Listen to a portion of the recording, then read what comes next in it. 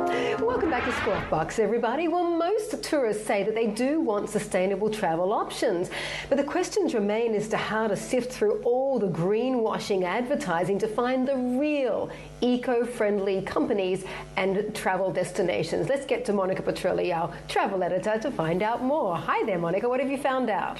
Yeah, good morning, Mandy. So as many as 3 in 4 travelers now say that sustainability is important to them, which is why we're seeing so many companies touting their eco credentials. But who's really walking the walk? Well, one person who can't be accused of jumping on the bandwagon is Soneva and Six Senses founder Sonu Shivdasani. He founded both brands back in 1995, years before sustainability was the big buzzword in the hospitality industry. Now, he recently won an Icon Award for these efforts from the World's 50 Best organization. And we sat down to talk about how travelers can know whether they're really staying in a place that is sustainable. Now, he said this is really the bare minimum, but there are 2 things to watch out for. Take a listen.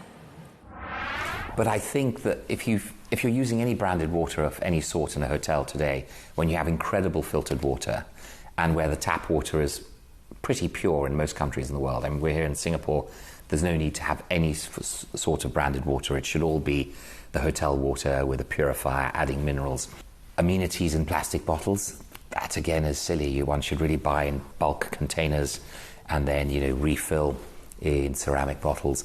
Those are basic things that I think one needs to do. But is this an easy way to operate a hotel versus the more traditional way? And is it costlier? It's certainly not easier, but it's more interesting. So I believe ecology is economy. It's not the opposite. I know it's a fallacy where people say, oh, sustainability, it's okay, you're a luxury hotel. What about hotels that don't have quite the same margin, budget hotels, how can they afford it? It's normally more ecological. So, for example, our solar that we're installing is costing us about 11 or 12 sots. So we've got a megawatt already at Soneva Fushi. We're adding another 2 megawatts because there's a compelling financial imperative. Our bankers are very supportive of us doing it.